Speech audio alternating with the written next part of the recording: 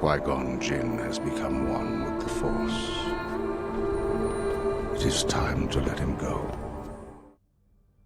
Hi everyone, welcome to Rancor Battalion. Today I'm talking about the differences between Dooku's apprentices that he had in canon and in Legends. Before becoming a Sith, Count Dooku was in the Jedi Order for nearly 70 years, giving him plenty of time to impart his wisdom to younger generations of Jedi. In both the Legends and canon timelines, he had more than one Padawan during his service in the Order, so let's get right into it and see who all of his Jedi apprentices were and what ultimately became of them. Let's start off by talking about the Legends version of Dooku's Padawans. In Legends, Qui-Gon Jinn was Dooku's first apprentice. The two met when Qui-Gon was a young initiate and Dooku was still a Padawan. Dooku took special interest in the skills Qui-Gon showed, and once he became a Jedi Knight, he took Qui-Gon on as his apprentice. The two Jedi held much respect for and listened to one another. On a mission where Dooku had to fight Lorian Nod, a former friend of his who betrayed him, Qui-Gon prevented Dooku from killing Nod. Eventually, Qui-Gon proved himself and passed the Jedi trials, giving him the rank of Jedi Knight.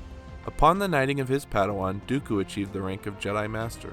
Qui-Gon went on to become a respected Jedi Master himself before he met his death at the hands of the Sith Lord Darth Maul.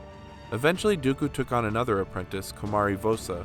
During the Battle of Galadran in a fight against Mandalorian mercenaries, Vosa proved her excellence in force ability and lightsaber combat. Dooku recognized her skills but also noticed her rage and didn't recommend that she be knighted. To prove herself, she went on a mission to Baltazar to stop the Bando Gora cult. She went missing while there and was presumed dead. Eventually, she reappeared as the Bando Gora cult's new leader. Under her leadership, the influence of the Bando Gora grew, turning it into a powerful criminal syndicate with connections all across the galaxy. Vosa had a network of spies and assassins at her disposal. Darth Sidious started to consider the cult a threat to his plans and ordered Dooku, who had become his new Sith apprentice, to have Vosa killed. Dooku placed a bounty on his former apprentice, and she was eventually defeated by the bounty hunter Jango Fett. After her defeat, Dooku killed her. He kept her lightsabers and later gave them to his Dark Jedi apprentice, Asajj Ventress. Now let's move on to the apprentices that Dooku had in canon. In the canon version of events, Qui-Gon was not Dooku's first Padawan. After becoming a Jedi Knight, Dooku took Rael Averross on as his apprentice. Like his master, Averross was a talented duelist, though he had trouble following the strict rules of the Jedi Code. Averross eventually became a Jedi Knight, and he often continued to work with Dooku and his new apprentice, Qui-Gon Jinn, becoming a mentor to the young Padawan.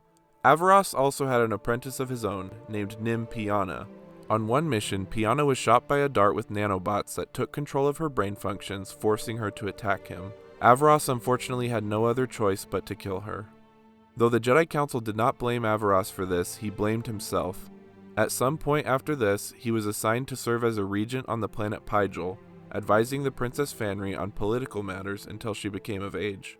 Over the years, the Zerka Corporation tried to increase their influence on the planet, leading to a power struggle between the corporation and the monarchy.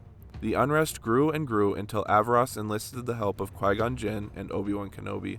After the matter was resolved, Averross spoke to Dooku, who had recently left the Jedi Order and joined Darth Sidious. Dooku was offering him to share in the great power that he had obtained. Though there were things in the Order that Averross disagreed with, he told Dooku that he would remain with the Jedi. Across the two versions of the Star Wars universe, Dooku had three Padawans who each took very different paths, but all had similarities to their master. Qui-Gon Jinn was always loyal to the living Force, being the ideal that all Jedi should strive to be, though his unorthodox methods often clashed with the Council's beliefs. Komari Vosa was full of rage, eventually falling to the dark side, and Rael Averross was disillusioned by the Order's strict rules, but still ultimately chose the light side. Do you think any of these Jedi would have turned out differently if they had been trained by someone other than Dooku? Let me know your thoughts in the comments below. Thank you for watching this video. If you enjoyed it, please give it a like and subscribe to the channel for more videos like this. If you're curious as to more differences between the canon and Legends versions of Dooku's story, watch this video here.